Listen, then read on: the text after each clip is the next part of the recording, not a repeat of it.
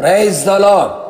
అగ్ని జ్వాల వంటి కన్నులను అపరంజిని పోలిన పాదములను గల దేవుని కుమారుడైన క్రీస్తు యేసు పేరట మీ అందరికీ ఆత్మాభిషేకం, ఆత్మానందం, ఆత్మాభివృద్ధి మెండుగా అనుగ్రహించబడును గాక. ఈ దినపు యేసయ్య జీవపు మాట. ప్రకటన గ్రంథం 3వ అధ్యాయం 22వ వాక్య భాగం. ఆత్మ చెప్పుచున్న మాట చెవిగలవాడు వినుగాక.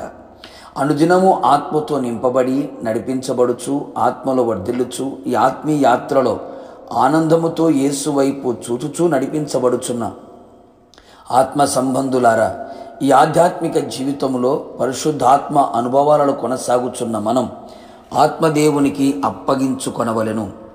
ఆత్మీయ ప్రయాణము చేయుచున్న మన జీవితంలో పరిశుద్ధాత్ముడు అనేక సంగతులు మనతో మాటలాడి నడిపించును. ఆత్మ ఆలోచన చేత నడిపించబడుచు ఇహలోక మాలిన్యమును మనకు అంటకుండా ఆ వివేకము గలవారమై తప్పించబడుచు దేవుని పోలిక, దేవుని సారూప్యములోకి వచ్చునట్లుగా చేయును. కానీ అనేక మంది ఆత్మీయులు ఆత్మచెప్పు సంగతులను వినవలసిన విధముగా వినక నిర్లక్ష్య వైఖరిని, అలక్ష్యమును ప్రదర్శించి ఆత్మీయంగా, శారీరకంగా, మానసికంగా, భౌతికంగా నష్టాన్ని అనుభవిస్తూ ఉన్నారు. మరికొందరు దేవునికి దూరమై సాతానుకు చేరువై లోకముతో మమేకమై లోకపు మత్తులో నిలిచిపోయి జీవితాన్ని శాపముగా చేసుకొని కన్యల మధ్యలో కాపురము చేయుచున్నారు. అనేకులకు ఆత్మీయ పతనమునకు కారణమవుచున్నారు. ఆయన మనకు చెవులను నిర్మించినవాడు. ఆయన మాట వినకపోతే ఎంత నష్టమో ఆలోచించు. వ్యర్థమైన వాటిని, అనవసరమైన వాటిని, చెరిపివేసే వాటికి, పనికి మాలిన మాటలు వినుటకు చెవులను అప్పగించుచున్నారు. అందుకే నష్టపోచు ఉన్నారు. మరికొందరు దురద చెవులు గలవారై ఉన్నారు. ఆత్మచెంపు సంగతులు వినున్నట్లుగా మన చెవులకు వినుబుద్ధిని ఆయన పుట్టించునుగాక.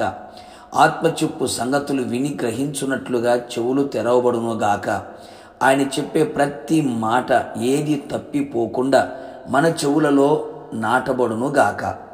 చెవులను దేవుని వాక్యమునకు లోపరచనొల్లని వారుగా కనబడక, చెవులు మందముగా ఉండకుండునట్లు, దురద చెవులు లేనివారే కనబడునట్లు, చెప్పుడు మాటలు వినే చెవులు కాకుండా ఉండునట్లు ఆయన మన చెవులను బాగు చేయునుగాక.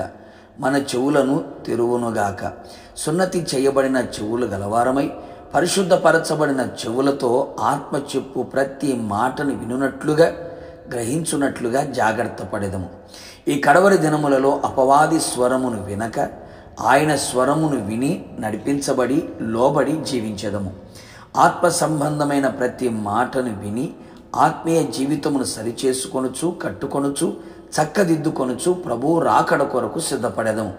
అవ్వవలే మోసపోక జాగ్రత్త పడి కాపరి స్వరమును గుర్తుపట్టి మన చెవులను అప్పగించెదము. ప్రభువుతో యుగయుగములు నిలిచెదము. ప్రార్థన. అత్యంత కృపగలిగిన మా ప్రియ పరలోకపు తండ్రి, నీ పరిశుద్ధమైన పాదములకి స్తుతి స్తోత్రం చెల్లించుచున్నాం. మరొక్క మారు ప్రభువా, ఆత్మచెప్పు సంగతులు చెవులు గలవాళ్ళు వినుగాక అని సెలవిచ్చి ఉన్నారు. మా ఆత్మీయ జీవితానికి కావలసినటువంటి మాటలు తెలియపరచుచు ఉండగా ప్రతి ఒక్కరూ కూడా ప్రభువా వినుబుద్ధిని కలిగిన వారై ఆత్మచెప్పు ప్రతి మాటకు లోబడి విధేయత కలిగి జీవించున్నట్లుగా సహాయం చేయండి. వినగల చెవిని, గ్రహింపగల హృదయమును మీరు దయచేయండి.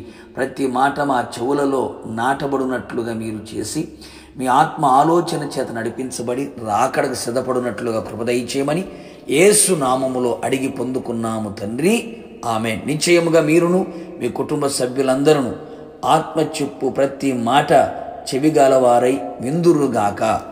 God bless you.